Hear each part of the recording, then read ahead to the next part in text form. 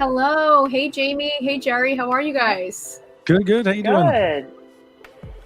I'm doing well. I hear you guys have a thunderstorm rolling in Yeah, it is. in the Orlando area. We have not had a good storm, and it seems like 8 months. So this one's definitely booming. So yeah, it's out there. Okay. Well, we can't hear. I can't hear it, so it sounds calm. Everything sounds calm and relaxed. So, well, hey everybody who's tuning in. My name is Lauren. I'm here with Jamie and Jerry of the DVC store, also known as the Timeshare Store. If you can go ahead and leave a comment to introduce yourself, let us know where you're tuning in from. How did you find this live stream? Leave a comment below. And we want to also hear from you. If you could bring back anything at Walt Disney World, whether it's an attraction, maybe a restaurant, an amenity, maybe something fun that used to happen that you miss, what would it be and why? Leave us a comment below. I'm interested to see what everyone says. Jamie and Jerry, what are your picks for this? Oh man, like I'm running through my head of all the different things. I mean, this was a fun one, but this is from the 1990s. It was the Davy Crockett Explorer canoes. That was in Adventureland at Magic Kingdom. That was always a lot of fun. A lot of work though, because you actually had to oar as you were riding the ride. So you had two guides, and then you were actually oaring as you were riding this. So it was fun. And I think another is like the old dining plans. Like I feel like, the dining plan's back, but the old dining plan, which offered so much for so little, I feel like I really miss that. It'd be so nice if Disney would, cut a break on the dining plans, because they're so expensive nowadays. But back in the day, they were such a great value. I feel like now they're so expensive. Those are mine. Well, one of mine is on screen. So, Mr. Toad, 1,000%, it would be Mr. Toad's. And mine would both be attractions. This is going to be a throw way back. Jerry should know this one. Kitchen Cabaret. Oh my gosh, good call. I love living with the land. Veggie fruit. Yes, loved it. Kitchen Cabaret and Mr. Toad's Wild Ride. I miss both of those immensely. Yeah, the Kitchen Cabaret was like a classic. Like, again, as a child, so I rode that when I was very young. Or not, I wrote it. I sat and watched it. But it was just like educational but fun. So like, vegetables are cool. They sing songs, and maybe I should eat more vegetables. Anyway, it was a good show. You're right. Totally right.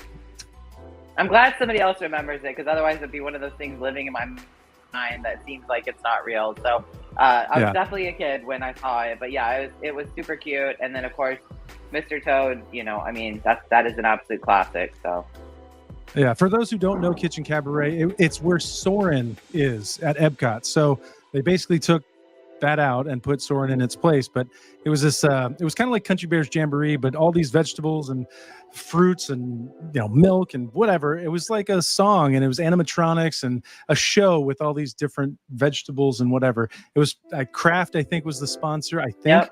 But it was good. It was that was a can't miss when we came to Epcot every time. Absolutely. Yeah. Awesome. That's pre-Lauren, so she's not going to know that. She'll Google that one later. I've seen some great footage, and it does sound like a fever dream when you describe it. And the animatronics and the show pieces and the set is actually it's wacky. It's interesting, and I think that's what makes these pieces so nostalgic, where that's what you remember that maybe helped you eat more vegetables growing up. But we've got a few things on the screen here. I mean, between Mr. Toad's, the second image I included here was from the I think it's Mickey's Jammin' Jungle Parade, it was called, over in Animal Kingdom. The lights in Hollywood Studios, the Osborne Family Lights. Oh yeah, that's huge. That was huge. I can't believe I remember that. Yeah. And of course, the different watercraft and boat rentals that there's some still available. So let us know if you haven't yet. Where are you tuning in from? Hey there. Dwayne from Kansas City. Nice. Dwayne and Barb. Nice. All right. Yeah, is the electric light parade still going on, or is that like overseas, or did they just discontinue it? Does anyone know? Because that was a good one. That's a good question. I mean, I want to say it lives in one park at some point. It was shipped. Remember there was like a commercial where they had all the set pieces going somewhere. So I think they exist somewhere, but yeah. R.I.P. They had brought it back for a while. They had brought it back for like a very short period, and I was staying at Bay Lake, and it was going across the water, and I was able to see it. But I think it was a very short-lived. That's another one that's a huge part of my childhood. Oh no, that still goes on, Jamie. Yeah. That's water pageant. Yep, the water pageant still goes across Seven Seas Lagoon and over at Bay Lake, so that's still going. I was at Poly on Sunday and Monday, and it was there. It's still going. I know that's the closest I think we're getting to it. Nighttime show. Yeah. Awesome. Well, thank you everybody for tuning in. We're going to kick the show off with a few different topics tonight.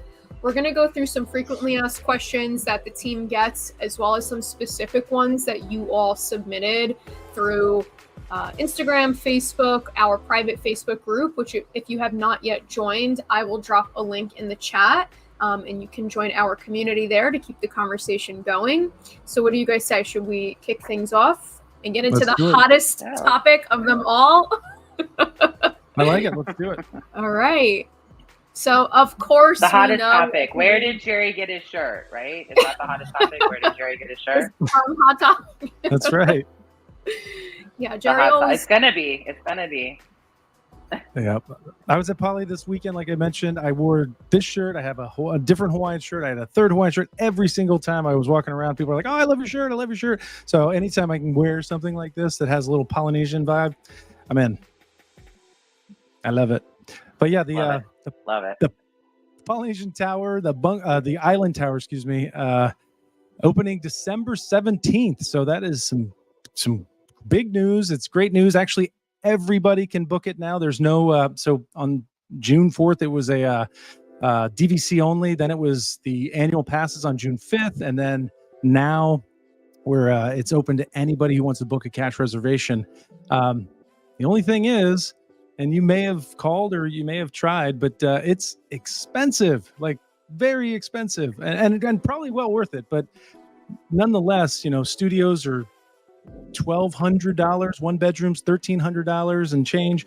The 2-bedroom penthouse is over $5,000. So it's opening night prices. Maybe I expect they're probably going to drop it a little, but that was kind of it's pretty shocking, the prices. What are your thoughts, Jamie? Well, I mean, shocking being, as we've watched things open, I think the shock for me, yes. I think the initial response is yes. But I think over the last, 5, 8, 10 years, the shock has kind of worn off simply because we didn't think they would go any higher than they go high, So I think that, yes, there's that initial sticker shock, but we've also been watching it happen for the last few, resort open. So I think I'm a little more numb to it now, I guess, is a better... Yeah, but when they did the Riviera 3-bedroom, I mean, I think it was just around $3,000 to book that, and that's 3-bedroom, and it's unbelievably impressive. It's massive, sleeps 12 people. I mean, it's an incredibly beautiful room. So now we're talking a 2-bedroom, sleeps 8 people, and they want almost double what that was. So that, I mean, to me, that just seems expensive. But I do like, again, $1,200 I can deal with, but it still seems a little steep for like the studio. I don't know. To be there opening night would be, I think, worth it. I just personally, I didn't book it. So but Jerry, I'll be there. Let me ask you a quick question. Do you feel like that pricing is because it's December, like Christmas time, close to the holiday, or is it opening night pricing? No. Well, I think it's a combination of both. The things Disney gears up very heavily, obviously in December for that big Christmas, New Year's push. So I do think, December 19th it's right around that time is when the season kicks up. Usually around December 22nd through January 1st is like peak time. I'm not looking at a point chart for other resorts, but yes, you're right. It's because of Christmas. I have seen that the price drops about 30% if you're booking in May or later than the December opening. So there will be better prices, but I was a little bit surprised just off the bat. They're charging that much right off the bat, for opening weekend or week or whatever. And I feel like if the opening was maybe May 5th, I don't know, some random low season, if that even exists anymore, what would it have been? I think it just so happened being close to Christmas, it was a big sticker shock for people. And to your point, I did see people talking about lower rates. But Sheila did say she booked one night for opening day in a deluxe studio standard view, and she's very much looking forward to it. That's amazing, Sheila. That's awesome. Look for me. I'm gonna be around the property. I'm gonna do whatever I can to get some content. So if you see me, say hi. I'll be there. Yes, Sheila. I think the other part of it too is. I think the other part of it too is anticipation. So with this, there's a lot of hype. There's a lot of anticipation from what we already know about the resort, and this being an addition. Where Riviera, for me personally, it took me 2 or 3 times of going to Riviera to fall in love with it. So I think that they also know their audience, and they know that this is, this is highly sought after, so to say, Yeah, it is. I mean, in terms of the rooms and the way they set them up, I think, is that the next slide we have, Lauren? Or is that, yeah? So I think the way they have these rooms set up, now again, the aesthetic to me is beautiful. Some people would say, oh, it kind of looks like a Marriott or some other property. The beige is very prevalent. We were talking about that before the show start, but I do think that it looks great. I think it's subtle. It's not as in your face as what they did with the long houses at the Polynesian. So it's a little different aesthetic, which is nice because you'll have a variety if you're going to stay in the original Polynesian studios, or if you jump over to the Island Tower, you'll have a variety in the look and the feel and just the aesthetic. Another thing is the studios. They have it sleeps 4 in the tower versus 5 in the regular studio over in the is it Longboat House? Longhouses. So that was Jamie's hurricane warning system, right? Yeah, we had a severe thunderstorm going on, so I think Jamie's phone just beeped at us. Did. But anyway, I think that the aesthetic is going to be nice. The way when I look at this, to me the room does look small. So what do you guys think? And I think people. It does. For it's anyone design, I think. Yeah, it does look condensed, and of course, a photo only shows a little bit. None of us are physically there, but those original, we can say, because now there's new construction here, but the original deluxe studios were from the existing rooms in those longhouses, and they were huge. Right. So people were saying, oh, I'm upset. They cut out the half bathroom. They didn't cut anything out. They built this from scratch. So I think when those were converted per se and opened in 2014, 2015, that was just a nice, addition to have that 1.5 bathroom. So I wonder what the square footage is going to be in comparison to the current original deluxe studios. But yes, agreed, Jerry. I think it looks small. And I don't know how I feel about the kitchenette being on top of essentially the second the pull drop down queen size, right there. It's a little awkward, but what I do like is there's a little banquette seat if you see to the right by the TV. So they didn't cut out, and we've kind of seen this a little bit where they take away the chairs in the Boulder Ridge studio. There's nowhere to sit and really have your coffee. They put this miniature stool for a toddler, so you can at least sit somewhere with a little table to have your coffee, a little something to eat. So I do like that, the little banquette seat, if that's what we want to call it. Yeah. And Sheila says it's same size as Disneyland Villas, which is a decent size. So I had a friend who just came back from the villas at Disneyland Tower, and they said they love the room. So if it's any indication that it's going to be similar to that, then this room should be perfectly fine. The studio should be wonderful. But just on the initial pictures, to me it looked a little small.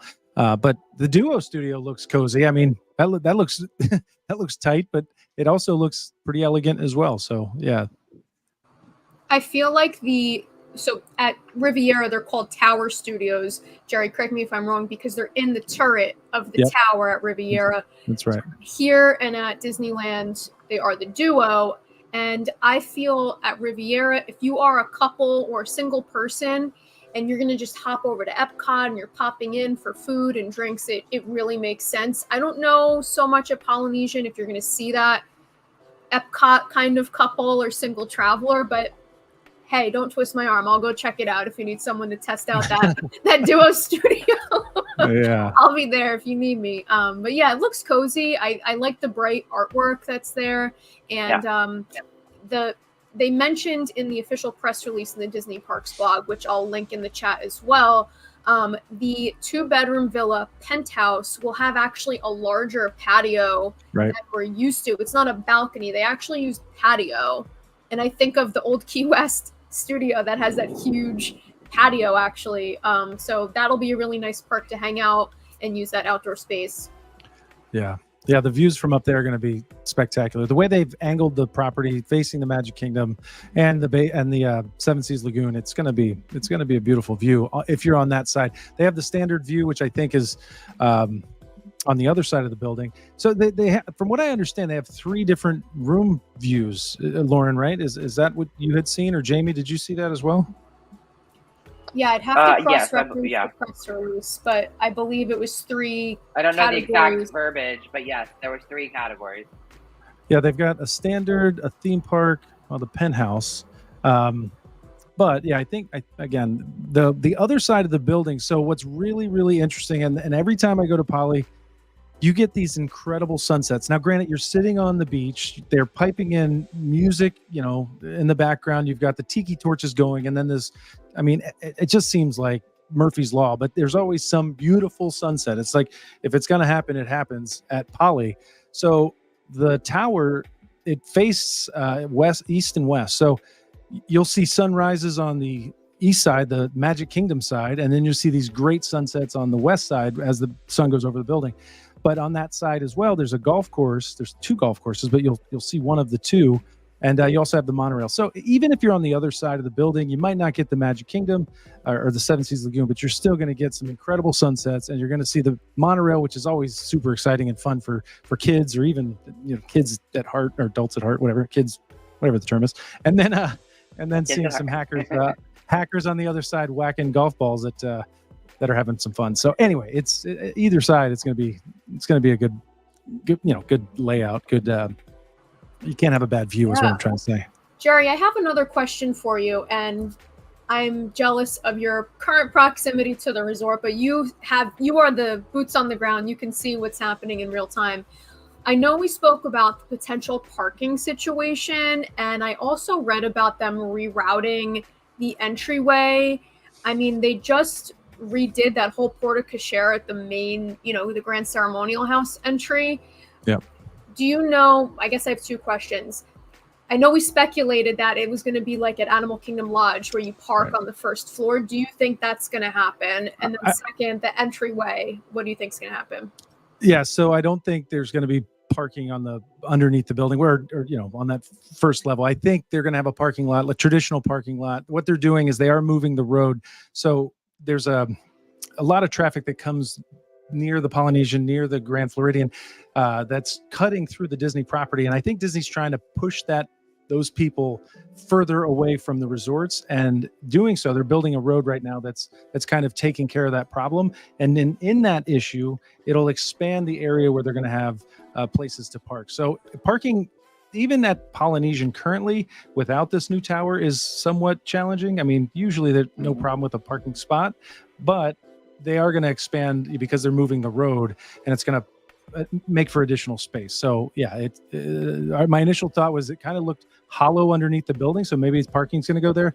But now that I've seen more construction, it doesn't look like that's the case. More so a regular parking lot.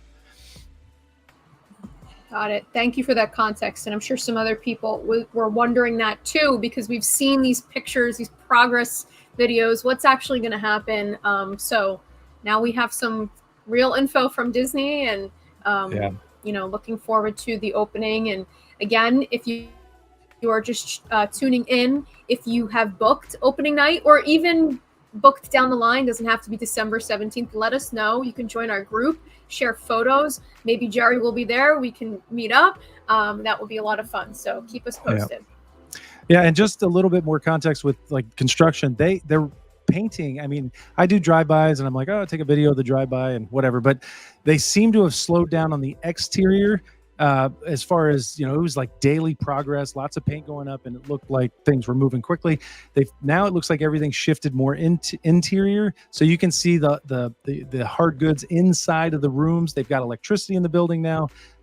You can tell they're starting to put it all together. So, and even, you know, certain spots that, you know, I wish I was in construction, but like faucets or facets or whatever it's called, the top of the building where like an awning, if you will, those are starting to look finished. So it is really coming along. I mean, we're 6 months away, but they're making some serious progress. It's looking good.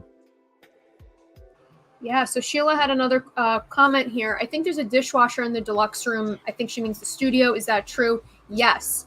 Yeah, Disney's trying to go net zero, I think is what the term is, and by 2030. So trying to get rid of, you know, any unnecessary waste or trash.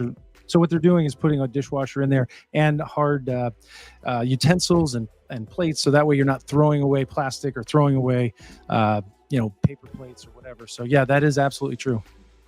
And for anyone who has the resort refill mugs, I know people are going to love that. You can pop your the mug in the dishwasher or anything else that you might have. And, you know, drinking out of a real coffee cup in the room makes a difference. I went to Aulani in 2021, and I think due to COVID, they had paper cups, and I couldn't get a real mug to have my coffee, and first world problems, I know. But yes, Sheila, it's a nice perk to have the dishwasher in there. Yeah. Okay.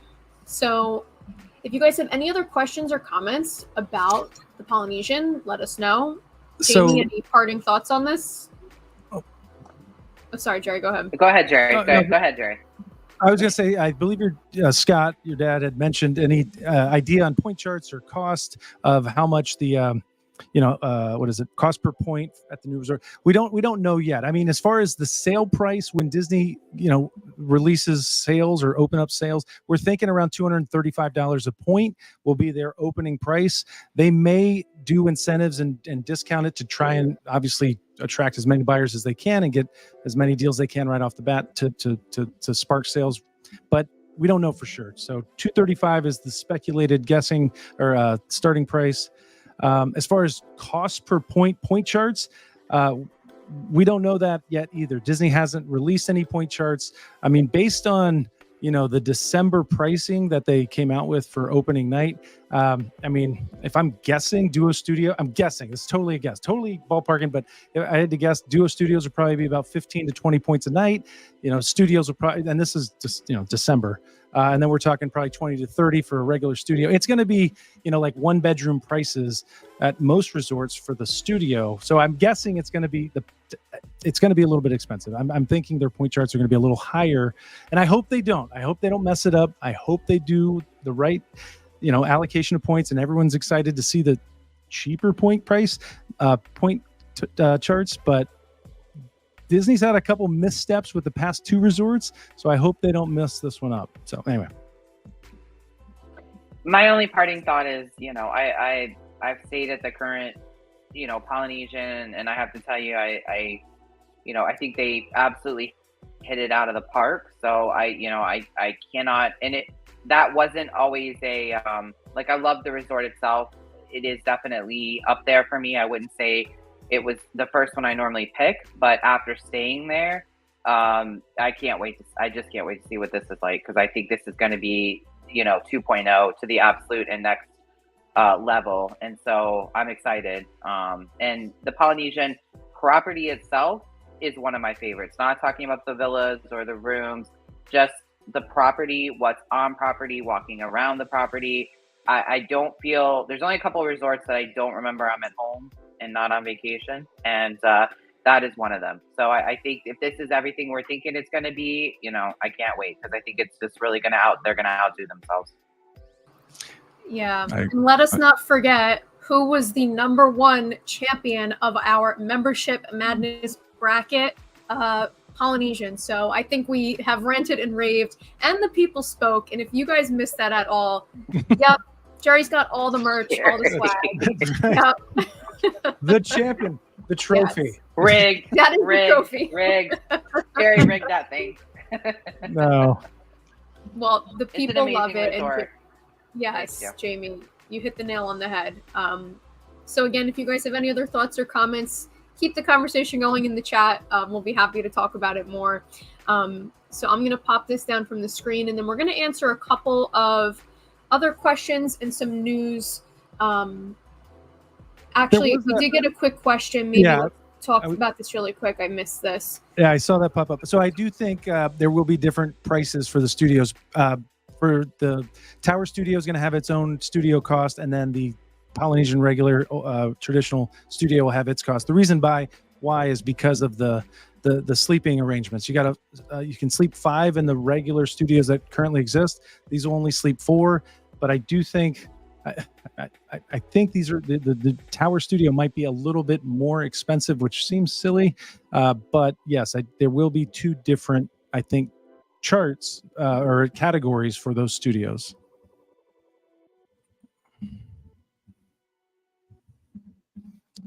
So comparing, okay, so what is that Polynesian villas and bungalows? Yes, I would say Polynesian villas and bungalows. And the Grand Floridian.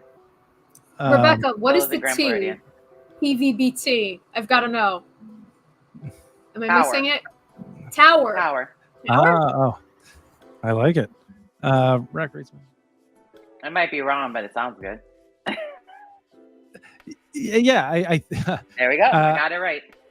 Might have it. Yeah, I think the approximation is, looking at point charts versus cash prices. I mean, I was trying to reverse math and say, okay, if it's that much per night, how much do you think it would be in points? So I unfortunately can't come up with a conclusion except for, like I said, 20 to 30 points for a regular studio, 15 to 20 points for the duo. So stuff like that. It's not accurate. I wish until Disney releases the point charts, we really won't know. It's all more of a guess speculation at this point. Yeah. Yeah. 25 years of an educated guess, but I think it's just a guess. Just a guess. Okay, so let's jump into a bit of a right of first refusal update. Jamie, for those who don't know, Rofer, people say Rofer, I think of Rover from Carousel of Progress. He's cute and friendly, but this Rofer is evil, and members and people who want to be members hate him, right? It's his evil twin. So, Jamie, break it down for the people, and what's the update that they need to know? Well, I'm going to touch on that real quick, and then I'll walk through the process. So, I think it's when you're buying in, yes, it's not something that you necessarily want to go through or have your property brought back. But once you're an owner, right of first refusal is what's going to help withstand the value of your property. So you want it because the majority of timeshares that are out there, once you purchase it, you pay the developer $15,000, you walk away. It's like buying a new car. So essentially, you walk away, the property is extremely devalued. The developer's not going to help you if you want to sell it. So while it is a process on the front end, I wouldn't necessarily say it's a negative. It's just a process. It's there to protect you in the long run. It's there to protect Disney's interest, the value of their property, and make sure that, the properties aren't devalued due to people selling the property for too low of a price. So basic process is, and this is a question we get all the time from sellers and buyers, right of first refusal does not begin until a property is sold. So sellers will often say, can you submit my property for right of first refusal when they list it? No, we cannot. You have to have an active buyer. And once you have an active buyer and the buyer and seller have signed documents and there's a deposit in escrow, then we'll submit to Disney for right of first refusal or ROFR. Disney's typical timeline in the past has been 30 to 35 days. There are opportunities that it could be less time, but if you anticipate 30, then you should be pleasantly surprised currently. And that could change at any point in time, but just anticipate 30 days and it may happen sooner. So all the process is we're submitting all of the documents to Disney, essentially telling them what price was paid, who paid the closing cost, who paid the dues, and then they're reviewing it and saying, okay, we want to buy this property or we don't want to buy this property. And we get asked all the time, what are the triggers for them to buy the property? We truly don't know. As Jerry said, you can speculate a lot of things with Disney. Typically, it's price driven. So it's normally going to be that they feel the price is too low. There's all sorts of theories about banked points, not banked points, foreign sellers, not foreign sellers. You can try to follow those trends all day long. And the reality of go ahead, Jerry. I was going to say, I think you're right. It's very hard to predict Disney. Absolutely. But there are you can sometimes find a trend. I do, like, for example, Disney's really low on inventory at Old Key West. They're trying to build up some inventory. That's a 2042 expiration for the most part. Lately, Disney went non-existent on buying back properties at Old Key West for almost 18 months. And then lately, Disney's been buying Old Key West. And it seems like, when there's some consistency in price, like anything under $80 a point seems to trigger Disney. It's not a guarantee. It's not a yes, it's going to happen. But in the most recent trend for right of first refusal, we've seen Old Key West, anything under 80, not every one, but consistently under 80 is getting bought back. So again, the reason I think is because Disney wants to convert some of these resales into the 2057, sell them direct, and then have them as 2057 packages. So they're getting a low price on the on the purchase through resale, mark it up, put 2057 on it, resell it. So the point is there is sometimes a consistency, but it's very hard to predict. So it's a moving target. I mean, the easiest way to explain it is it's a moving target. So what they're buying this week or this month, people say like, oh, can you go back and can you look? Absolutely, we can. But when you get beyond 30 days, honestly, that data is really it's not helpful because it's constantly a moving target. And you might get one to go through that that we think, oh, based on all those things Jerry said, it probably will get bought back, and it doesn't. And then you'll get one bought back that you thought, thought this one should be, so we don't know. We can take all the data we have and we can give you the best advice. But just understand that it's a process. And if Disney buys it as a buyer, as a seller, let me start this way. As a seller, you're still selling the property. None of the terms can change. You're selling the property to Disney. So the buyer is now stepped out. Disney is now the buyer. You get your final funds from Disney as opposed to a title company, and nothing changes. That question gets asked all the time by sellers. If Disney steps in, they cannot change the terms. Absolutely not. For a buyer, what does that mean? So we're going to contact you. We're going to say, listen, unfortunately, Disney stepped in. You have a couple of options. You can hold your deposit in escrow, and we'll find you another listing to apply it to. We start over. Or your deposit can be refunded. But you're not out any money. The only thing you're out is time. And again, it's usually within 30 days. Sheila said she's on day 14, so hopefully she'll know something in the next, week, 10 days or so. So, it's just time, but your money is fully refundable, but you don't have to get it back. You're absolutely allowed to try again, just not with the same seller. So you cannot try again on the same property. Disney is now committed to buying that property. And just, Sheila, the Boardwalk we haven't seen any buybacks throughout the market, not only through our company, but I haven't seen any buybacks throughout the resale market, secondary market. And again, in about 18 months. So you probably have a very, very good chance of passing. I put the percentage at like 99.9%. So Murphy's Law, I hope I didn't curse you, but I feel very confident that anyone who's buying Boardwalk or some of these other properties, you really have a very, very, very good chance of not having Disney step in. So, and that's great for buyers because the market does change. Disney does step in and it's a moving target. But when there's certain consistencies like, okay, they're buying Polynesian, they're buying Grand Floridian, they're buying Old Key West, others, you can slip in and get a pretty good deal without Disney buying it back. So food for thought. I do think that Boardwalk's pretty safe. But also keep in mind that before you start the right of first refusal process, I always explain to buyers, there's a two-step to this. You have to get the seller to accept your offer. So when you're making offers, you have to be realistic in the fact that a lot of, buyers sometimes will say, oh, well, I've heard that, Boardwalk hasn't been bought back in 18 months. So I'm going to, and this is obviously not true, but I'm going to offer $20 a point. Well, right of first refusal is the second step in the process. You have to get that seller to accept your offer, and you don't. Jerry and I do, and the other associates do. And, we can work magic, but we're not going to work $20 a point magic. So just keep in mind, we can guide you on the offers. No, it's not easy. We can guide you on making an offer where you'll feel like you got a great deal, but the seller's going to actually entertain your offer and not shut down the offer. So before we start right of first refusal, you have to get that offer accepted. So that's the other part of the thing to consider, is that there's a seller on the other end of this that has to be on board with it as well. Yeah. And Victoria, what happens when Disney buys them back, they're buying them at like wholesale, like resale prices are like a wholesale market for Disney. So they're buying them back on the secondary market and then putting it back in their inventory at, retail. So at really high prices compared to what resale is. So ultimately they're just buying them back to sell to somebody directly versus or they might keep it for their own rental purposes. They might use that villa. Let's say they buy it back and then they need some inventory for rental reasons.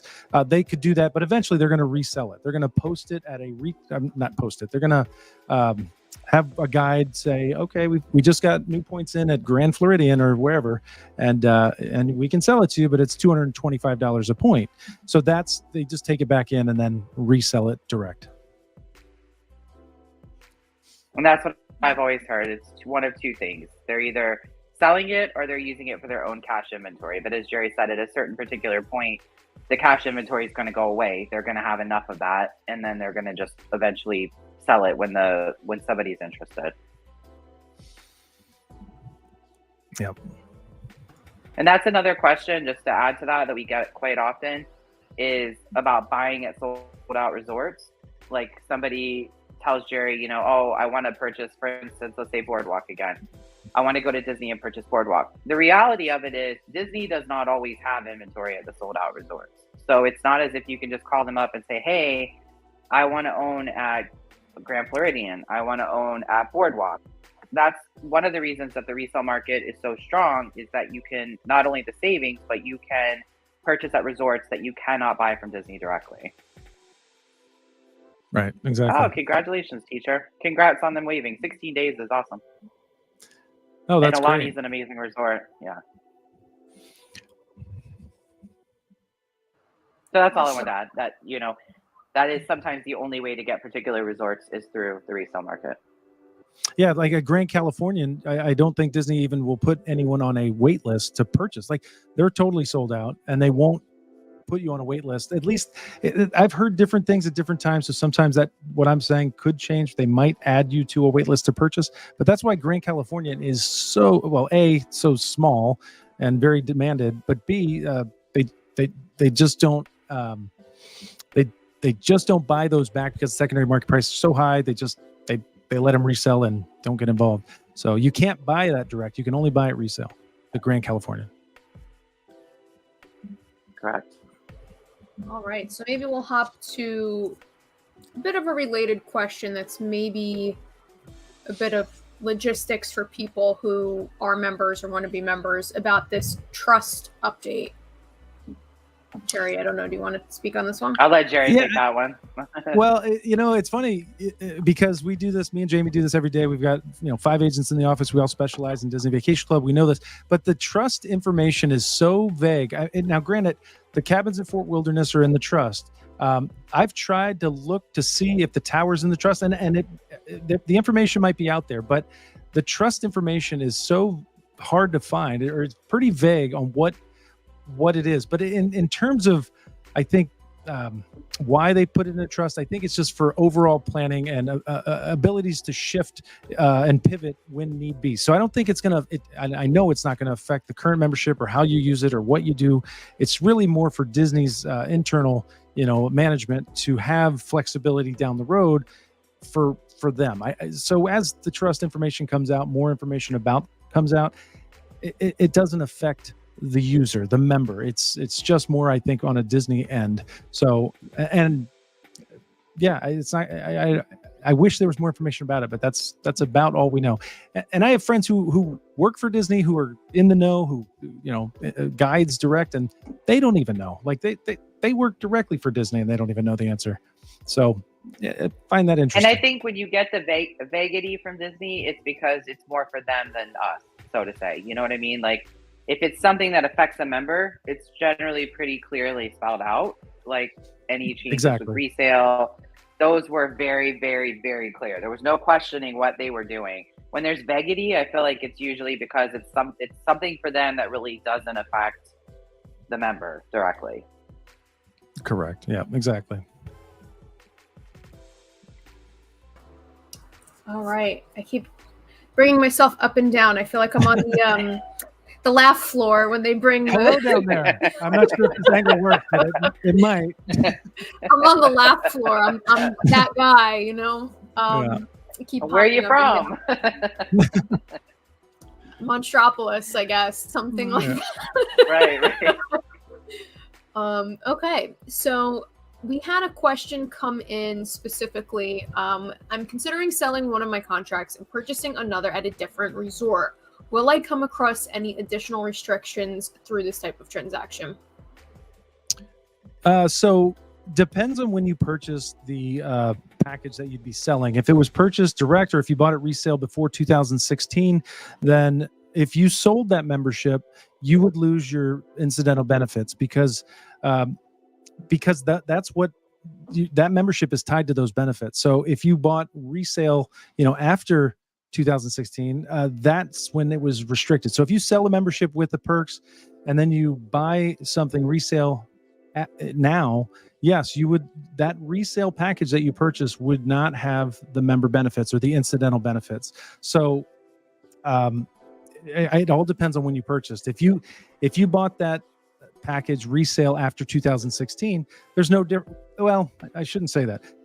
In 2019, Disney added the resale restriction to Riviera, and they added that to the cabins at Fort Wilderness and the Disneyland Tower Hotel. So if you bought after 2019 a resale, you don't get the incidental benefits, and you wouldn't have gotten them anyway, but you wouldn't have the access to those three properties. So you lose the access to those three properties. If you bought from 16 to 19, you would have had access to those resorts. So if you do have questions about selling and buying, it's best to talk to an agent. Jamie, myself, anybody in the office, we can find out details specific and really answer and help you purchase or sell and purchase if that's what you want to do, and make sure that you don't lose any benefits, or at least if you are gonna, you know that going in. So it'd be best to really isolate your specific situation and try and help you the best we can. And I'll just add one thing to what Jerry said. It says one of my contracts on the question. So if you own multiple contracts and you keep the other contracts that have the benefits, then no, you're not going to lose. The only one you're going to lose it on is the one you add on. So exactly. So I have that's a great point, Jamie. Sorry to interrupt. I have a 30-point contract that has the incidental benefits. 30 points. Back in 2003, I bought a contract. Back then, there were, I was grandfathered into these benefits. I will never sell that 30-point contract because it has all the perks. I buy and sell different packages on a pretty regular basis, but that 30-pointer has the perks. I will not sell that one. So if you have one membership that has the perks, as long as you keep that one, you'll never lose the perks. So unless Disney pulls the perks out, which they've done before, they remove perks all the time. But the point is if you have incidental benefits tied to your membership, as long as you don't sell that particular membership or one of them that has the benefits, you're fine. Yep.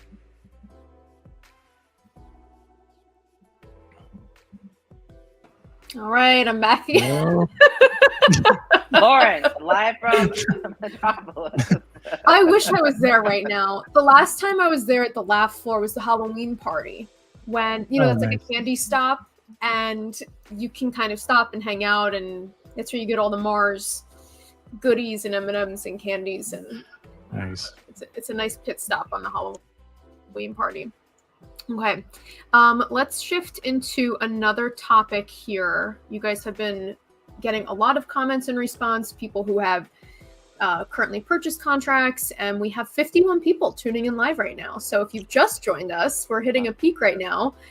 Leave a comment and say hi. My name is Lauren. I support the DVC store with social media and all that fun stuff. And Jerry and Jamie are on the DVC store team, also known as the Timeshare Store. If you have any questions for them, you can leave them in the comments below. You can also join our private Facebook group if we don't get a chance to answer it tonight, and we could keep the conversation going there. So thank you everybody for tuning in. This is awesome.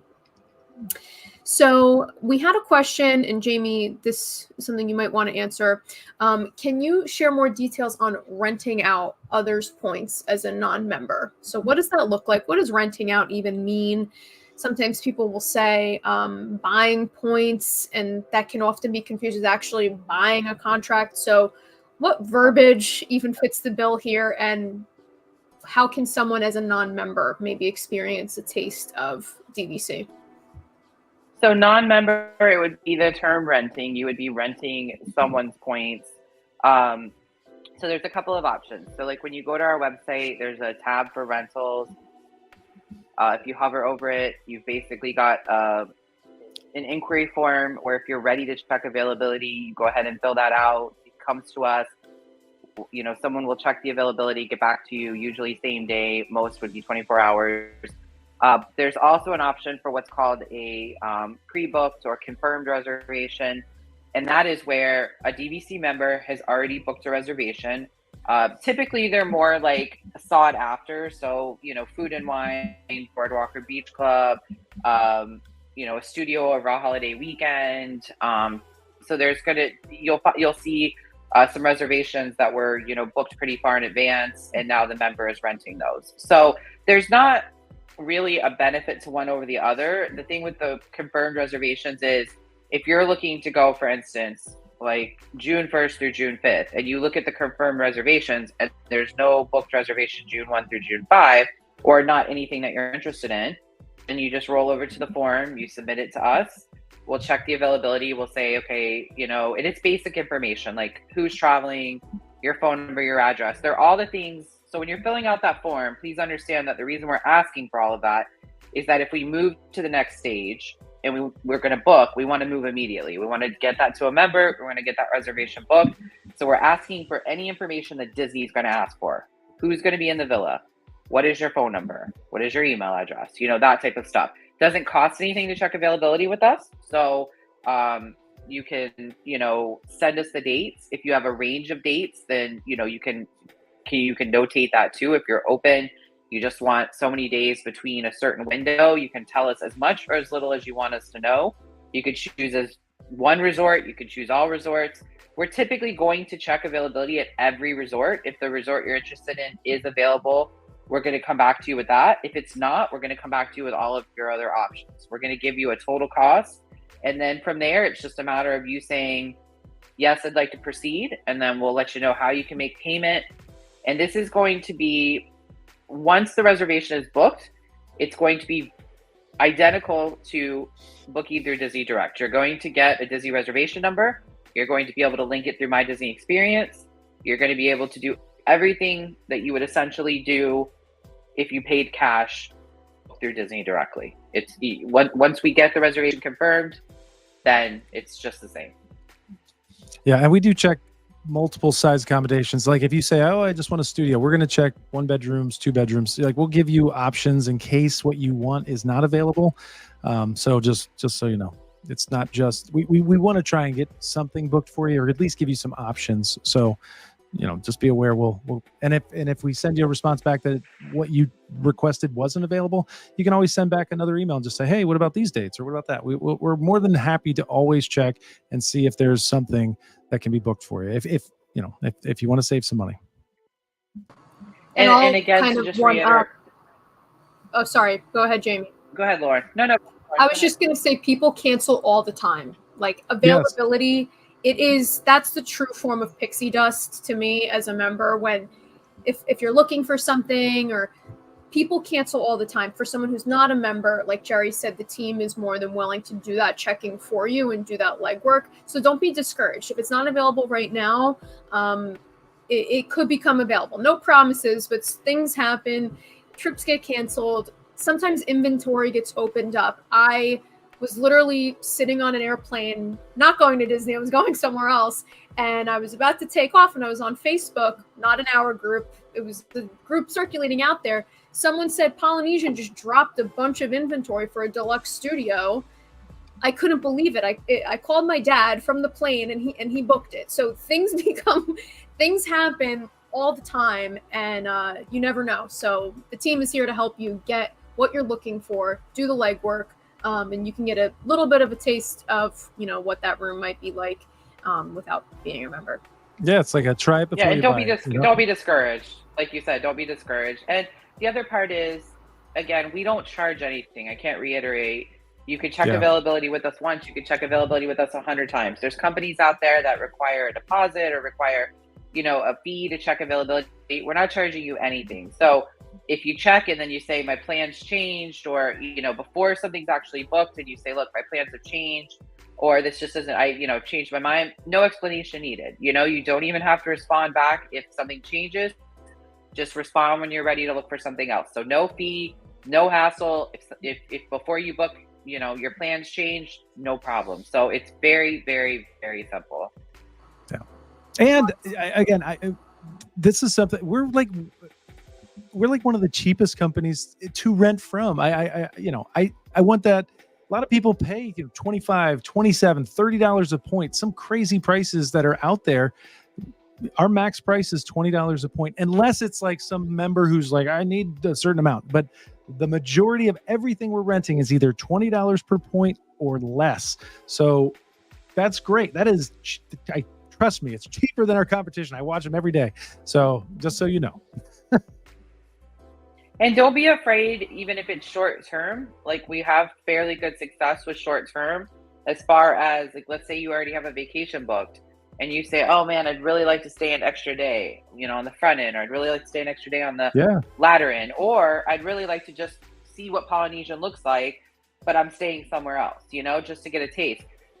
Contact us, just reach out to us. Sometimes we do have, as Jerry said, the least expensive points, but we also sometimes have points that have a very short use, meaning 90 days or less, and those members don't want their points to go to waste. So essentially, they would rather see someone book a reservation. We book a lot of one night on the front or one night on the back, or, you know, resort hopping. People ask all the time. Let's say they pick 7 nights and only 4 is available at one. That's okay. If you're okay with resort hopping, we'll get your other 3 nights booked at another resort. So there's really nothing we're not open to as far as, you know, making it work. So you just have to reach out.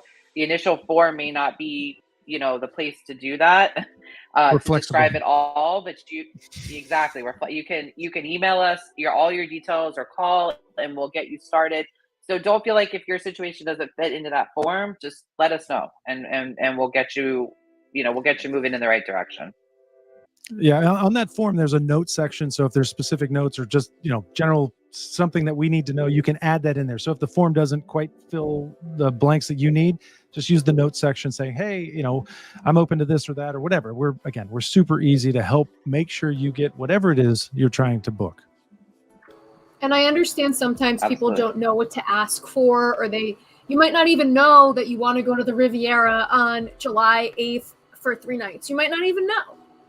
We might have it for you. So keep an eye out on our different channels. We also have a daily email that goes out with that information. You can also keep tabs on that webpage that I dropped in the chat.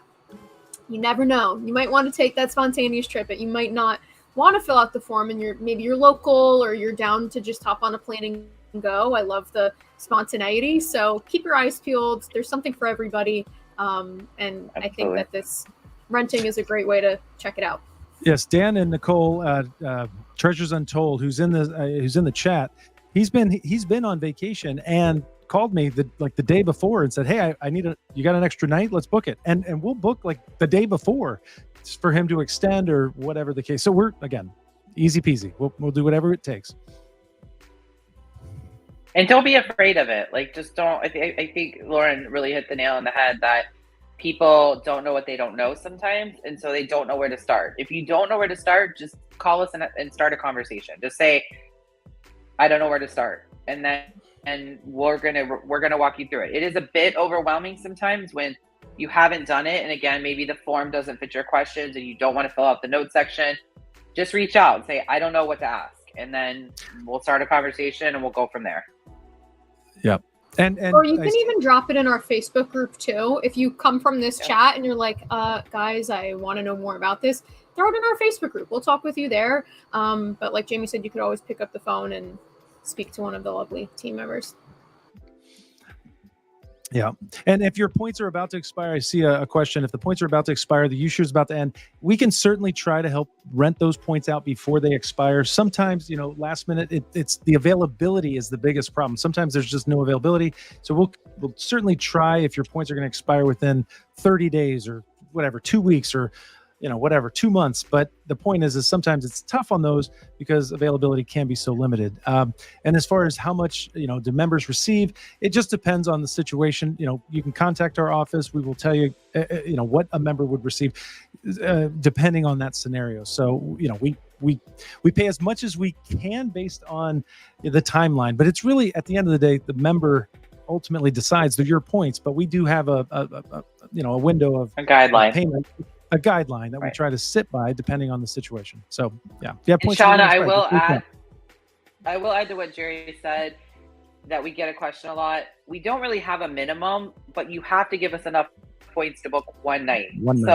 That is also a moving target, because if you have points in January, when we can book for less points, or your points need to be used in, high demand summer, what the minimum is going to be, we can check the point charts for you and tell you that. Our minimum, we used to use, 20 or more as a loose number. But if you have 10, don't hesitate to contact us, and we're going to look at the point charts and say, if the only thing we can book is an Animal Kingdom Value View Studio, then yeah, we're probably not going to be able to rent those points because there's not going to be any availability, as Jerry said. But you just need to give us, if you have, less than 5, maybe even 10, still reach out, but it's going to be a tougher sell because we need to be able to book at least one night. We can't combine your points with any other member's points.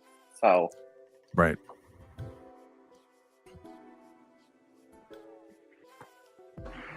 So we got a question from Pix regarding if someone damages the room. So Pix, maybe you can clarify your question. But Jamie and Jerry, I'm 99% sure on this, when the room's not under the member's name. If Joe Smith buys it from Sally Smith, Joe Smith is the person liable. If he wants to have a party and trash the room, it's on Joe Smith at that point, not Sally. Exactly. And think about every time you check into a Disney resort, DVC member or not, what is the first thing you do? Whether you check in online or you check in at check-in, you give them a credit card with your name. That has absolutely nothing to do with the member. So there is a rental contract in place between the member and the renter.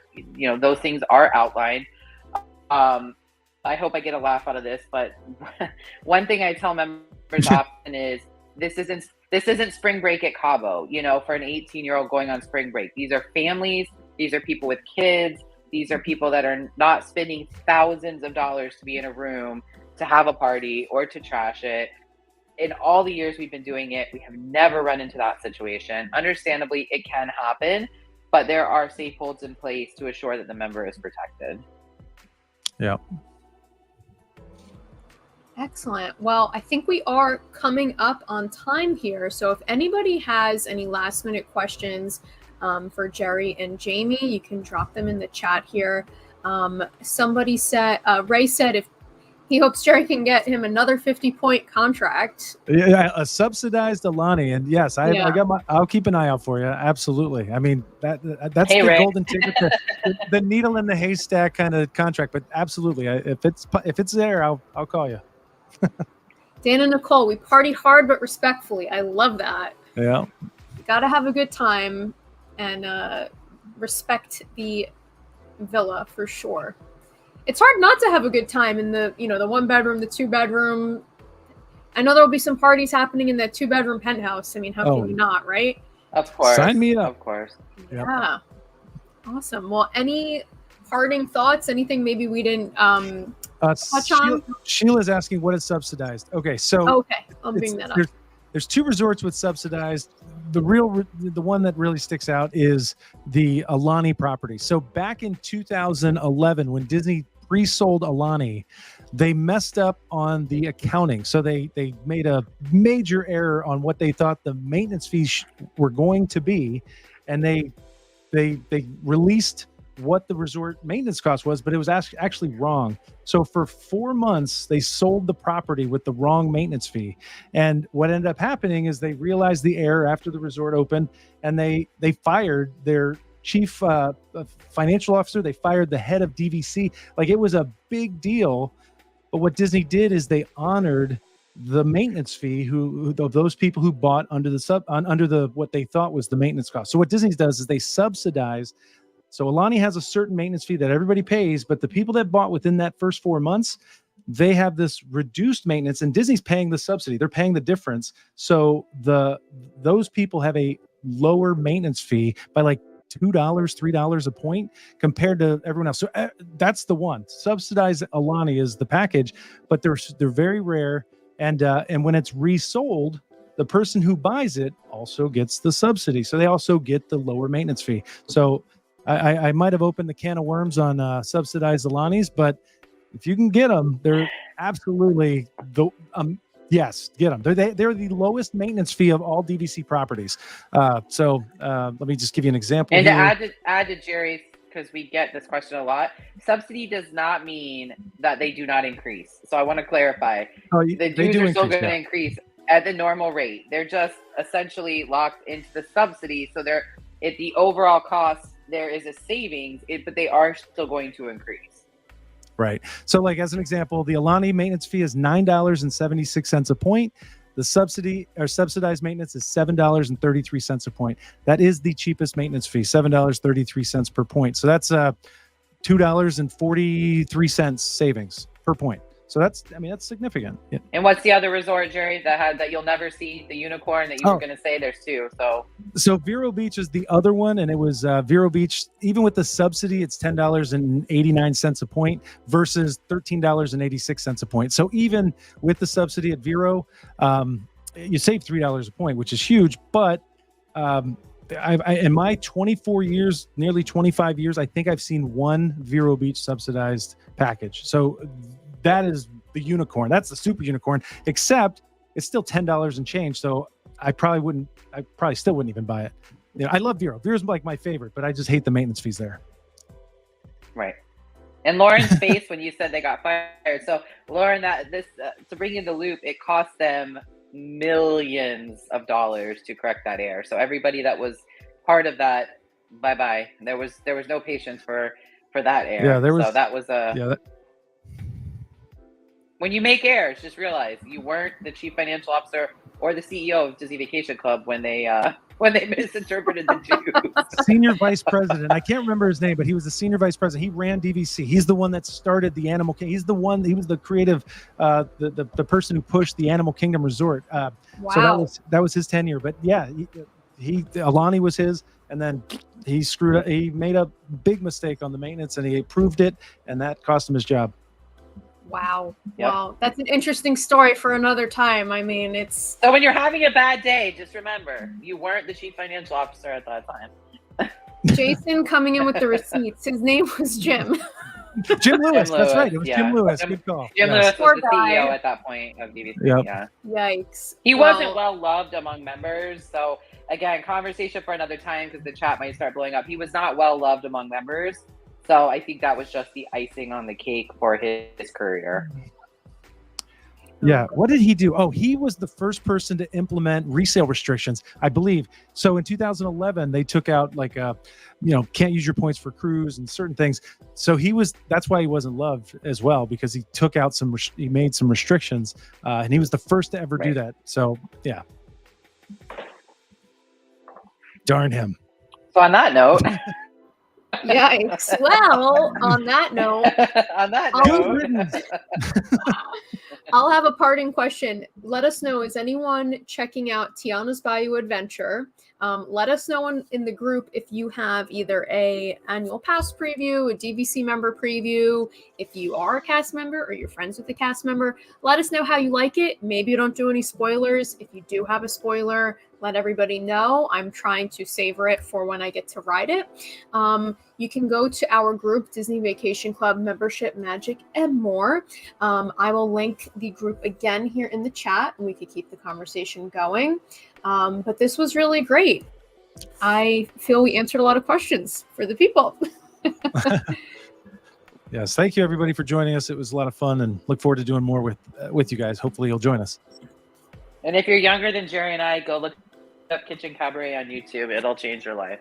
Veggie, veggie, fruit, fruit, veggie, veggie, fruit. Yes, it'll that song will get stuck in your head.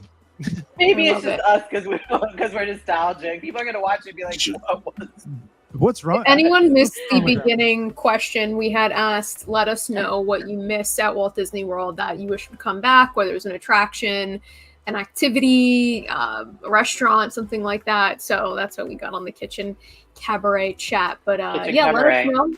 Let us know. We've got a lot of thank you for joining, Dawn. We appreciate it. So on that note, Nightmare Fuel. No, it's not. Awesome. It's my childhood. Sheila, you came from our email. Awesome. Thank you so much. All right. Well, thank you guys. Have a magical evening. Thank you. Thank you. Thank you. You too. Bye. Bye-bye. Bye.